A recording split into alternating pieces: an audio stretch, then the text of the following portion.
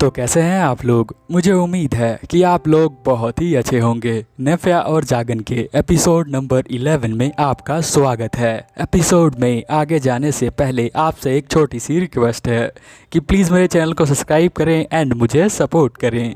यदि आपको ये वीडियो पसंद आती है तो हमेशा की तरह हमारा कमेंट का टारगेट होता है 40 कमेंट और 1K लाइक का। यदि आप ये करवा देते हैं तो मुझे लगता है कि आपको ये एनिमे बहुत ही ज़्यादा पसंद आया है। तो इसका अगला एपिसोड मैं आपके लिए और भी जल्दी लेकर आता हूँ।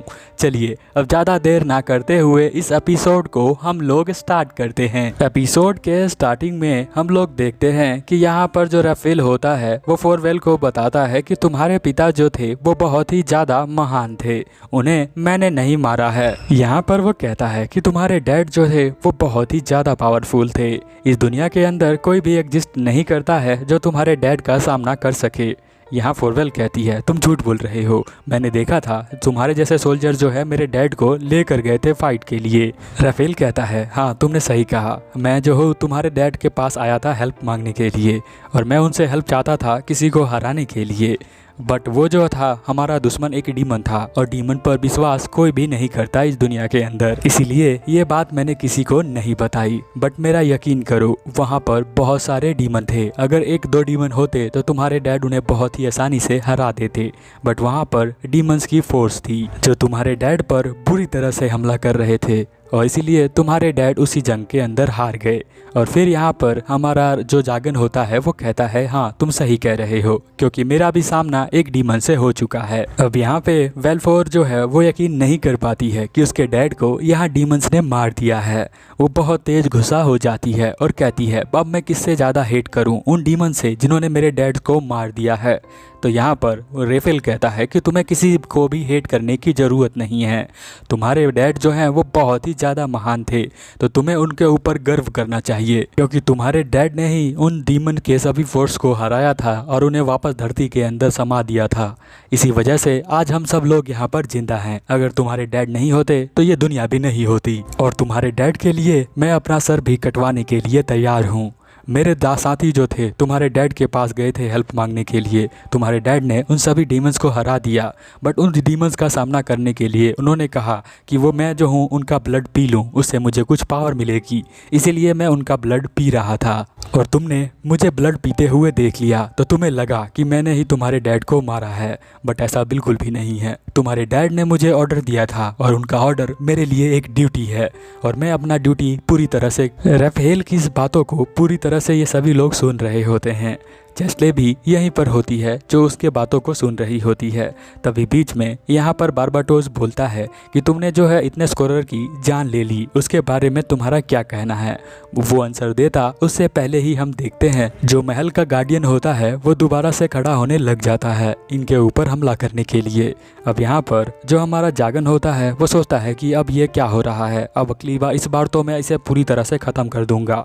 एक्चुअल में जो ये गार्डियन है इसके पास भी डीमंस की कुछ पावर है जिसकी वजह से ये जो है माना को यानी मैजिक को एब्जॉर्ब कर लेता है, इसीलिए वो दोबारा बार बार खड़ा हो जाता है। अब यहाँ पर जागान को बहुत ही ज़्यादा गुस्सा आ जाता है। वो कहता है कि अब मैं इसे छोड़ने वाला नहीं हूँ। यहाँ चेस्ले कहती है कि मैं भी तुम्हारी हेल्प करने वाली हूँ। तो वो कहता है कि नहीं तुम रहने दो, बट वो कहती है नहीं मेरे पास भी स्वॉर्ड है और मैं तुम्हें दिखाऊंगी कि मेरे पास कितना पावर है। जागान उसकी स्वॉर्ड को देखता है और रियलाइज़ करता है कि इसके पास भी बहुत ही ज़्यादा पावर है। ये जानते हुए भी जागान यहाँ पर चेस्ले को कहता है कि नहीं तुम हमला नहीं कर सकती हो, ये अभी की अभी रुक जाओ। बट वो उसकी बात को नहीं मानती है और हमला करने के लिए उसके पास चली जाती है। हम देखते हैं वो गार्डियन बहुत ही तेज हमला करता है बट वो अपने स्वॉर्ड से उसके हमले को 2 हिस्से में कर देती है। और फिर हम देखते हैं कि यहाँ पर जागन जो होता है अपने मैजिक का यूज़ करता है और जिसकी वजह से वो पूरी तरह से यहाँ पर हार जाता है जो गार्डियन होता है, क्योंकि जागन जो होता है वो एक तरह का मैजिक का यूज़ करता है। उस मैजिक में बहुत सारी मैजिक को एब्जॉर्ब करने की पावर होती है और वो बहुत सारी मैजिक इस गार्डियन को देता है जिसको वो अपने पास रख नहीं पाता, इसलिए वो अपने आप से ही ब्लास्ट हो जाता है और वो यहीं पर ख़त्म हो जाता है। जागान यहाँ पर चेस्ले की तारीफ करता है तो चेस्ले शर्माने लग जाती है। वो कहती है कि तुमने आज से पहले कभी मेरा नाम नहीं लिया। तो जागान कहता है अच्छा ऐसा है क्या, लगता है मैं भूल गया था, बट मुझे यकीन है तुम जो हो आगे जाकर एक बहुत ही अच्छी सोल्जर बनोगी और तुम जो हो बहुत सारे लोगों की हेल्प करोगी। ये सुनकर यहाँ पर चस्ले बहुत ही ज़्यादा खुश हो जाती है। यहाँ पर राफेल जो होता है वो चस्ले को बुलाता है और कहता है कि मैं इसीलिए एक ग्रुप का फॉर्म कर रहा था जिसमें मैं चाहता था कि तुम जो हो लीडर बनो, क्योंकि मुझे पहले से ही पता था कि तुम्हारे पास बहुत ही ज़्यादा पावर है और तुम उन पावर का यूज़ करके एक अच्छा सा लीडर बन सकती हो। और वैसे भी ये जो एंजेलिक सोल्जर के मेंबर हैं वो उसी दिन ख़त्म हो जाते जब यहाँ पर डीमंस ने हमला किया था, बट यहाँ पर जो उसके डैड है वेलफोर के, उन्होंने बचा लिया था इन सभी को। इसलिए उस ड्रैगन के लिए मैं अपनी जान भी दे सकता हूँ। अब यहाँ पर ड्रैगन आता है और कहता है कि तुमने इतने लोगों की जान क्यों ली। तो यहाँ पर वो बताता है मैंने किसी की जान नहीं ली। जब मैं उनके पास जाया करता था तो वो मुझे देखकर बहुत ही अजीब तरीके से बात करते थे। उनको लगता था कि मैं उनके ऊपर हमला करने के लिए आ रहा हूँ, बट मैं तो हंसता हुआ उनके पास जा रहा था। बट वो मेरे ऊपर पहले हमला करते थे तो हम दोनों की फ़ाइट स्टार्ट हो जाती थी और वो लोग जो है फ़ाइट में मर जाया करते थे। इसी तरह से मैंने 499 सोल्जर्स को मार दिया। अब ये सुनकर ड्रैगन यहाँ पर कहता है कम से कम तुम्हें अपने चेहरे को एक बार मिरर के अंदर देखना चाहिए था। तो अगर तुम देख लेते तो तुम्हें यकीन हो जाता तुम जो हो बहुत ही ज़्यादा डरावने हो और किसी भी एनिमी की तरह ही लगते हो, तो कोई भी बंदा तुम्हारे ऊपर अटैक कर सकता है। यहाँ पर राफेल कहता है कि मुझे नहीं लगता कि मैं जो हूँ बहुत बुरा लड़का हूँ, मैं बहुत ही अच्छा लड़का हूँ। ये सब देखकर सभी ज़्यादा चौंक जाते हैं। चेस्ले यहाँ पर कहती है अब आगे क्या करना है, वो पॉइजन किसने दिया था मुझे तो पता नहीं। तो यहाँ पर राफेल कहता है कि हाँ मुझे भी कोई आइडिया नहीं है कि वो पॉइजन तुम्हें किसने दिया था। तभी हम देखते हैं वेलफोर यहाँ पर कहती है कि तुम मेरे डैड के बारे में क्या सोचते हो। तो वो यहाँ बताता है कि तुम्हारे डैड बहुत ही ज़्यादा महान थे, उनके ऊपर बैठकर मैं फ़ाइट किया करता था और इस बात से मैं बहुत ही ज़्यादा प्राउड करता हूँ। और फिर हम देखते हैं कि वो लोग यहाँ से जाने लग जाते हैं, चेस्ले और ये दोनों यहाँ से चले जाते हैं। फिर यहाँ पर कहता है ड्रैगन कि चलो हम लोग भी अब घर चलते हैं, हमारा वेट कर रही होगी नेफिया, तुम क्या सोचती हो चलें। तो यहाँ पर वो वेलफोर कहती है कि ठीक है तो हम लोग चलते हैं। फिर हम देखते हैं कि बार्बाटोस जो होता है यहाँ पर समन मैजिक का यूज़ करके इन सभी को समन कर देता है महल के आगे। हम देखते हैं कि यहाँ पर नेफिया जो है गेट के बाहर सभी का वेट कर रही होती है और उन्हें देखकर उन सभी का वेलकम करती है। नेफिया को देखकर वो सभी लोग बहुत ही ज़्यादा खुश होते हैं। वेलफोर भागती हुई उसके पास जाती है और वो उसे हग कर लेती है। फिर हम देखते हैं कि वो सभी लोग यहाँ महल के अंदर चले जाते हैं। यहीं पर सीन चेंज हो जाता है और हम देखते हैं उन 3 सोल्जर्स को जो यहाँ पर एंजेलिक कैनाइट के सोल्जर हैं। और जो यहाँ पर चर्च का ओल्ड मैन होता है वो उन्हें कहता है कि तुम लोग अभी यहाँ से जा सकते हो। और उनके जाने के बाद वो कहता है कि वो बंदा जो है बीच में टांग क्यों अड़ा रहा है, मैंने तो जहर मिला दिया था, बस उस बंदे ने नाक लगा दी बीच में, तो मेरा प्लान जो है वो ख़राब हो गया। शायद ये राफेल की बात कर रहा है। वो कहता है कि कोई बात नहीं, अगली बार जब वो आएगी तो मैं उसे ये जहर दे दूंगा। उसका जहर जो होता है वो यहीं बक्से के अंदर ही होता है। तभी वो देखता है कि यहाँ पर आ चुका है राफेल। वो उसे देखकर घबरा जाता है। वो फिर जहर को उठाता है अपने हाथों में और वो जो है उसके पास लगाने के बहाने जाता है क्योंकि उसका एक हाथ कटा होता है। बट हम देखते हैं कि वो अपनी तलवार निकालता है राफेल और उसका वही हाथ काट देता है जिसके ऊपर जहर होता है। और वो कहता है कि कोई मेरे ऊपर यकीन करे या ना करे, बट ये पहली बार मैं किसी को मार रहा हूँ। आज से पहले मैंने किसी को नहीं मारा है। और हम देखते हैं कि वो कहता है कि तुम जो हो मेरे आने वाले यंग जनरेशन को ख़त्म कर रहे हो और इसके लिए मैं तुम्हें कभी नहीं माफ़ करूँगा। और ये कहकर वो उसे यहीं पर ख़त्म कर देता है। सीन चेंज हो जाता है और हम ड्रैगन और चेस्ले को देखते हैं और साथ में यहाँ पर नेफिया को।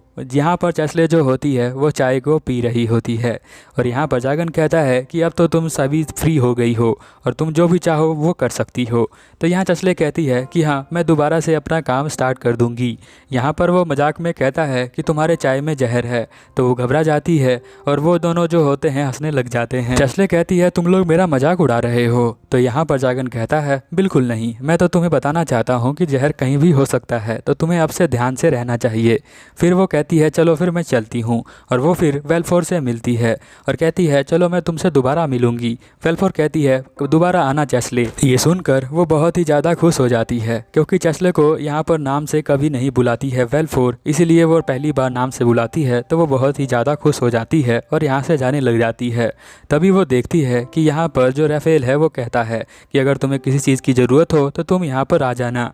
बट वो चौंक जाती है कि राफेल यहाँ पर क्या कर रहा है, इसीलिए वो जागन से कहती है कि ये यहाँ पर क्या कर रहा है, इसे तो तुम मारने वाले थे। राफेल यहाँ पर कहता है ज़्यादा मत बोलो, जो चाय तुमने पी है वो मैंने ही बनाई थी। फिर यहाँ पर वो जो है पूछने लग जाती है कि ये अभी तक जिंदा क्यों है। तो यहाँ पर वो जो है जागन वो सोचने लग जाता है कि ये यहाँ पर जिंदा क्यों है, और हमें जो है यहाँ पर पास्ट का सीन दिखाया जाता है जहाँ पर वो जो है उस बंदे को मारकर, जो चर्च वाला ओल्ड मैन था उसे मारकर यहाँ पर आ जाता है वेलफोर के पास। वो कहता है तुम चाहो तो मेरा अभी सर काट सकती हो और मैं तुम्हें देता हूँ ये मौका। बट वो कहती है कि मैं चाहती हूँ कि तुम सर्व करो नेफिया और जागन को, इसलिए अब यहाँ पर जागन का ये बटलर बन चुका है। यहाँ पर वेलफोर कहती है राफेल को कि क्या तुम्हें अपने हाथों की याद आ रही है, अपने हैंड की। तो वो कहता है आ तो रही है। फिर वो जो है एक मैजिक का यूज़ करके उसे लोहे का हाथ दे देती है, जिसे लेकर वो बहुत ही ज़्यादा खुश हो जाता है। और चस्ले को यहाँ पर रोना आ जाता है क्योंकि इन सभी ने मिलकर यहाँ पर फैमिली बना ली है, बट चस्ले उस फैमिली का मेंबर है या नहीं है पता नहीं। चस्ले यहाँ से जा रही होती है तभी जागन यहाँ पर बार्बाटोस से कहता है कि तुम्हें जो है उसका पीछा करके रहना है, तुम्हें उसका ध्यान रखना है। तो वो कहता है मैं ऐसा नहीं करने वाला। जागन कहता है इस बात के मैं तुम्हें पैसे दूंगा। तो वो उसके पीछे पीछे जाने लग जाता है, जिससे हमें पता चलता है कि जो हमारी चस्ली है वो भी फैमिली का एक हिस्सा है। फिर हम देखते हैं कि यहाँ पर जो नेफिया होती है वो शर्माने लग जाती है। जागन को समझ में नहीं आता कि इसको अजीब सा क्यों हो रहा है। वो उसका हाथ पकड़ लेती है। वो सोचने लग जाता है कि मैं कैसे समझूं, अभी तो ये कोई सिग्नल भी नहीं दे रही है, किस बात से ये जो है नाराज है। फिर हम देखते हैं कि वो अपने हाथों से उसके गालों को पकड़ता है और फिर वो उसे हक कर लेता है। और इसके बाद नेफिया यहाँ बहुत ही ज़्यादा खुश हो जाती है, शायद वो यही चाहती थी। तो जागन ये बात समझ चुका है। अगर आप एपिसोड देखते देखते यहाँ तक पहुँच गए हैं तो मुझे समझ में आ चुका है कि आपको ये बहुत ही ज़्यादा पसंद आया है। तो प्लीज़ चैनल को सब्सक्राइब करें और इस एनिमे को अपने दोस्तों के साथ भी शेयर करें। मिलते हैं अगले एपिसोड में, तब तक के लिए ओवर एंड आउट।